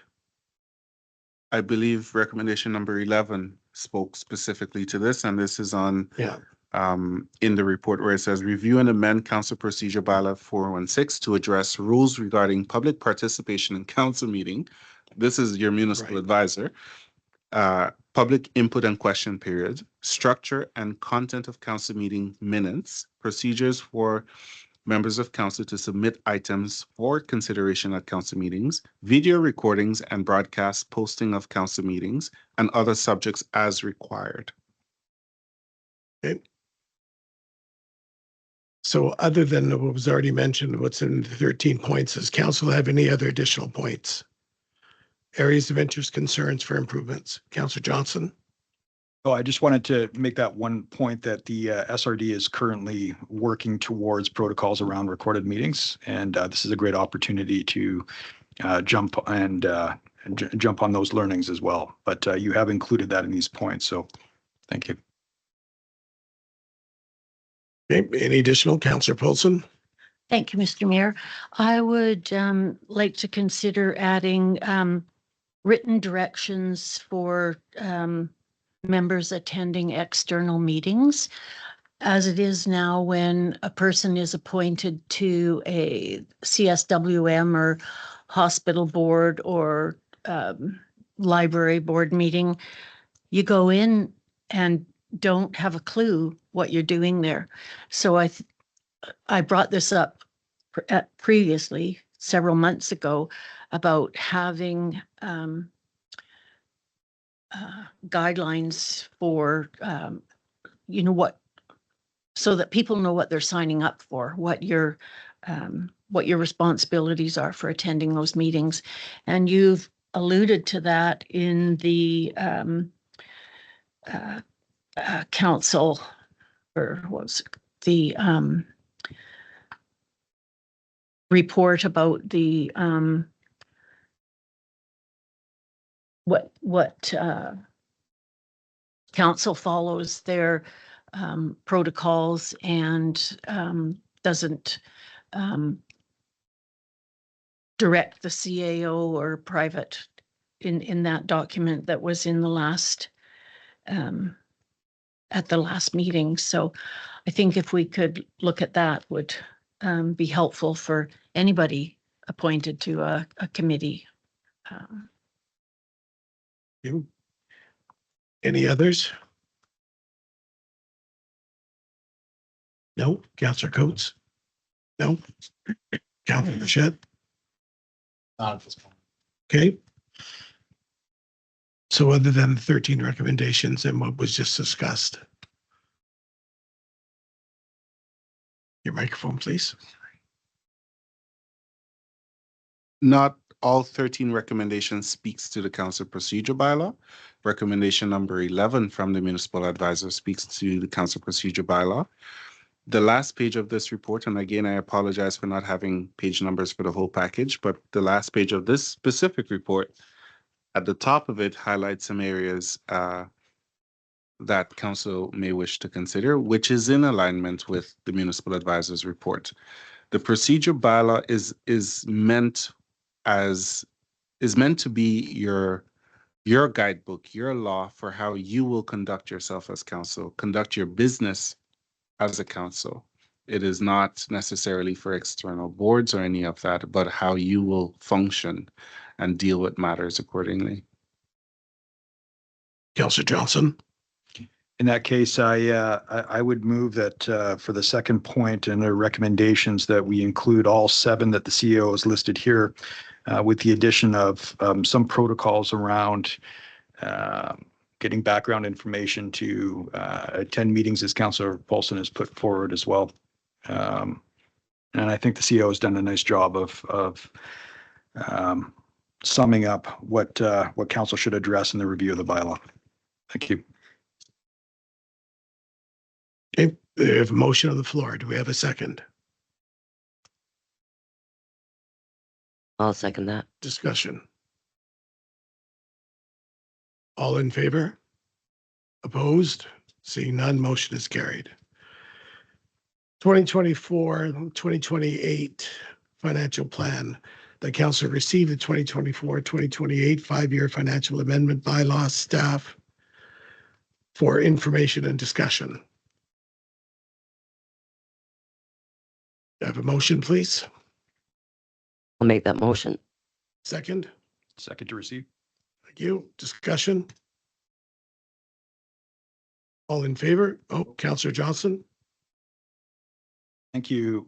If we can, sorry, through mayor to CEO, if I'm looking at this correctly, then the projections for 2025, 6, 7, and 8, that's showing a deficit in each one of those years. Is that correct? So that would mean a fairly substantial depreciation of reserve funds. Am I reading that correctly? Yes. At the time this budget was put together, this is just for the record, 2025, 2026, 27, 28, if nothing changes, the village would have to draw down from reserves, if it has, the values of those numbers at the end with a negative number. That's notwithstanding any grants that aren't listed. That's right. So, okay. So there you have it. Okay. So any other discussion? Counselor. Just have a comment to make. What we have in reserves is $292,000. That lasts us 2 years, if that. So at budget time, I think we really need to tighten the belt up on every department within this village. CAO. I'm not going to sugarcoat it for council. The financial picture of the village is not rosy. We're not in a good place, right? Because of the impacts of the governance behavior that has unfolded over the last 12 months and staffing and all the other experts that you needed to support you to get you to where you are today. And this work is not even done yet.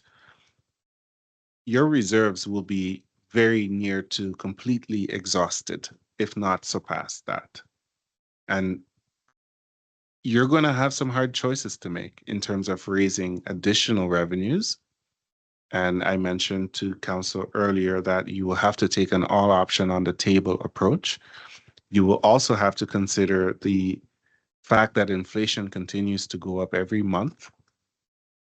The inflation for municipality is not what we typically use as CPI. The inflation for the municipality is rising at a rate that is much higher than CPI. And we also have ongoing costs that we need to consider. So in the budget discussion session, council will have to not only look at revenues, but look at what can it reasonably achieve in this fiscal year. And I look at the annual report as an example. Council has set a very ambitious plan for 2023, and the majority of that plan is listed as carry forward. Carry forward means the village of Sayward was not able to achieve what it set out to achieve. What it also means is the village spent resources in 2023, but it did not hit the mark for what it was supposed to do. So the money is gone out the door. The work hasn't been achieved, and it has to be carried forward. And we need to find new sources of money to do the same work that we had committed to doing, or we need to change what we're committing to doing. It is not an emotional discussion. It is a mathematical problem you're trying to solve. And there is no way of sugarcoating a deficit of 198,000 projected last year prior to in the prior council's budget.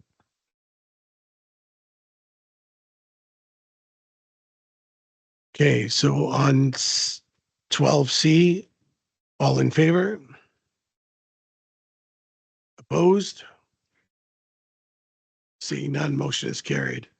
Emergency services, none. Bylaws, 510. The zoning amendment bylaw number 510, 2024 be given third reading. And that staff complete the renewal of the associate agreement prior to returning to this bylaw for adoption by council. I'll move that. Second. I'll second that. Discussion? All in favor? Opposed? Seeing none, motion is carried. Adoption of the Code of Conduct, that the Code of Conduct bylaw number 512 be adopted. Move that. Second. I'll second that. Discussion? Councillor Coates? Thank you, Mr. Mayor. On page 6 of this report, it says unwanted physical or sexual contact or comments and or any form of aggressive or threatening conduct or behavior that may or ought to be known to cause harm to staff or the CAO, which makes a person feel threatened, humiliated, and intimidated. I'm just wondering if it should be added that this include council members, or would number 14 on page 7 cover council? Because in all the other ones following, it says council member, staff, and CAO. So I'm wondering if number 1 should include council members, or will number 14 cover council members? Thank you. Sorry, you said page 6? What paragraph number? And 1.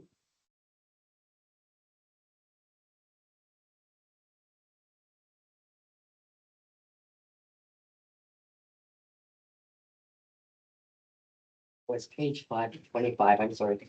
Yeah. So page 5. It's Mike Loud. No. Page 5.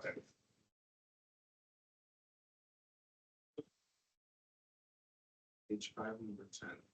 Agent conduct.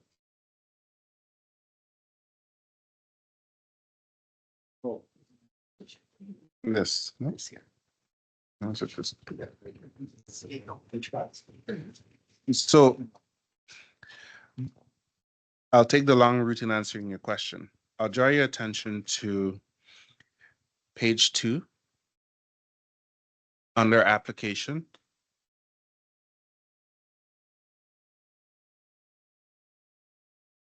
Number 8. It says this bylaw applies to the conduct of council members. So everything in here applies to council members.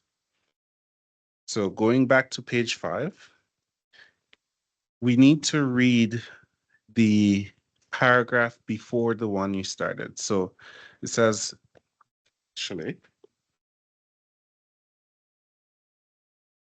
we need to even go further back on page 4. B. Respect is demonstrated by the following behaviors, and members of council will.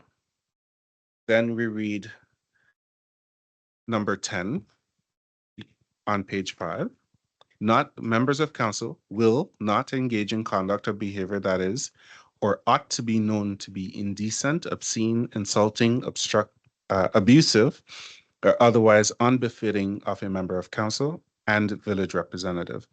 This conduct or behavior includes, but is not limited to, unwanted. Does that answer the question? Thank you. Then my other question is actually 71 or 70 on page 18. 70 and 73 are exact same wording, so I just don't know if they both should be in there. Yeah. 70 and 73 are the same.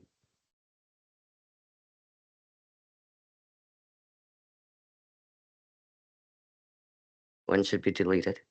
Thank you.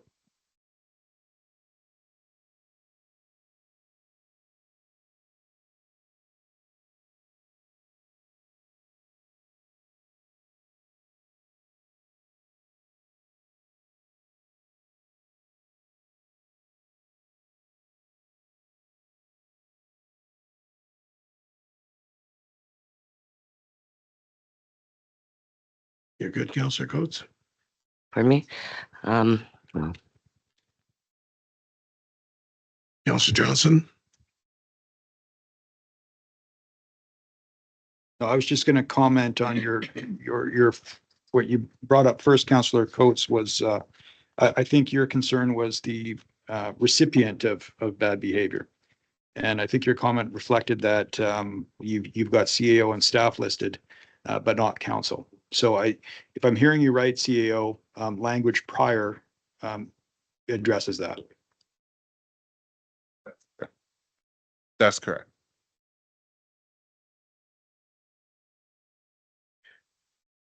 Okay, so as amended. Be adopted as amended. Nope, you just strike this off and you adopt the bylaw. You still can amend the bylaw in its current draft phase. Okay. You're just directing that either 70 or 73 be removed, and then you adopt the rest of the bylaw. Okay, so all in favor of adoption? It looks like the words in number 70 and 73 are different.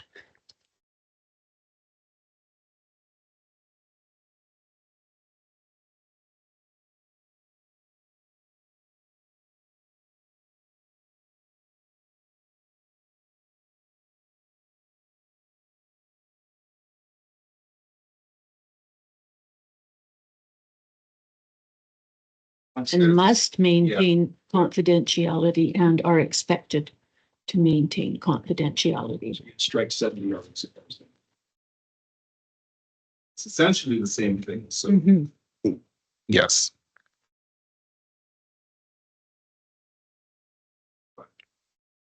Say strike 70 is the word must is More. legally compelled as opposed to. Then that changed the number sequencing too. I like to do that. Okay, so again, all in favor? Opposed? Seeing none, motion is carried. And the 5-year financial plan amendment bylaw 513-2024 be given first, second, and third reading. Move that. Thank you. Second, I'll second that. discussion? All in favor? Opposed? Seeing none, motion is carried. New business. Jason, you wanted to talk about the ATVs? Councillor Johnson?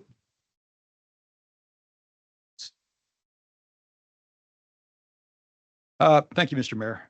Yeah, I just want to circle back to something that was mentioned it's on the December 2nd meeting minutes. Maureen H. of 520 McMillan asked this council to consider reviewing and amending bylaw 446 to allow secondary routes. Knowing the sheer scope of work before staff, I did want to flag this for direction that we should look into and research this. But at a time that makes sense, knowing priorities. Likely before ATV season, I would imagine, but certainly we need to get back to Maureen on this.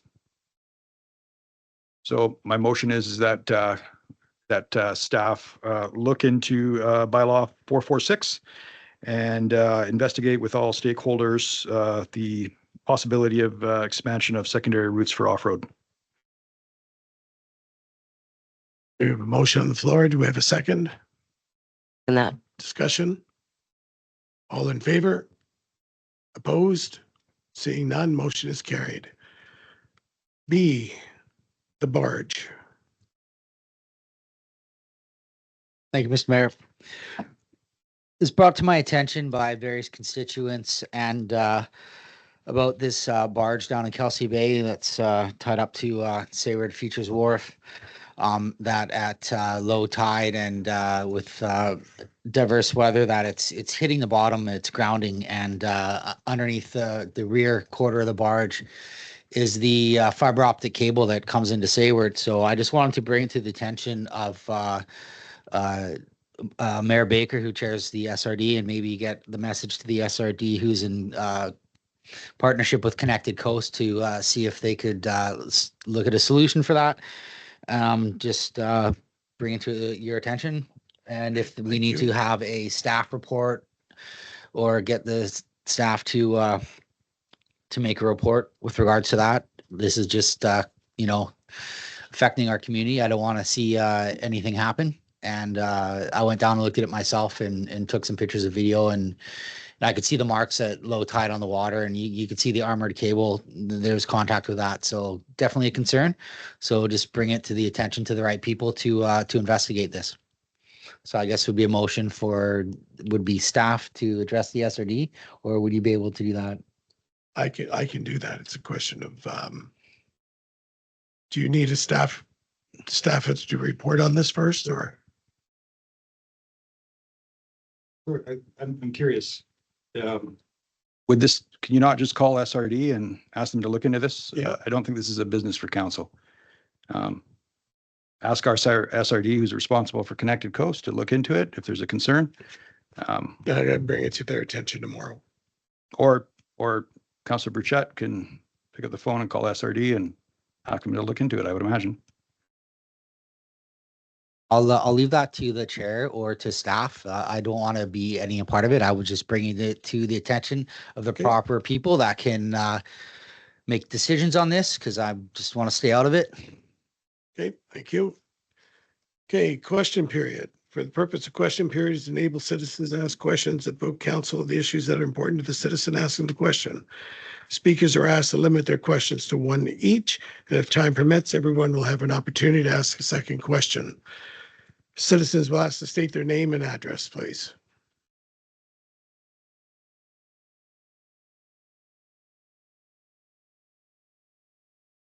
This is the question, Melina Gradisar, Ambleside Road. The question for all the people that were here in 2018. Everybody, did that wind that caused quite a destruction on Sayward Road, did it blow down where the watershed? Did it blow down all of those trees? Did the wind do that? Did it? Did it? So it's not clear cut. They cleaned up what was already down, but they didn't. It was on this side of the road towards the dam. It blew down there, blew down up top there, but I think what they cleaned up was what they cleaned up was, you know how the road goes up there into the watershed? I think it was that side. The lower, yeah.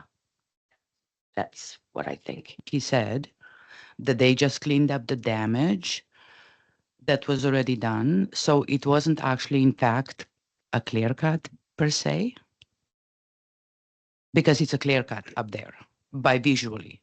But what's the reason? I don't know. That's what he said. No. Just, yeah, question. People that were here in 2018, do you guys remember that whole hill be down from the wind? Or because that's a natural thing, so they can't really be blamed for any clear cutting if they just cleaned up what the Mother Nature already did, kind of thing. Okay, thank you very much. Well, you were here. Do you remember that? I remember. That whole thing was. Yeah. Thank you. Thank you. A recommended resolution that in section 92 of the community charter, this council meeting will be closed to the public this time in order to council to receive consideration of the matters in accordance with the sections of the community charter. 90-1C, labor relations or other employee relations. 90-1D, the security and property of the municipality. 90-1I, the receiving of the advice of subject solicitor-client privilege and communication necessary for that purpose. 92-B, the consideration and information received and held in confidence relating to negotiation between the municipality and a province, and the provincial government and federal government or both, and between the provincial government and federal government on both and a third party. Do I have a motion, please? I'll make that motion. Second? Second, okay. Discussion? All in favor? Opposed? Seeing none, motion is carried.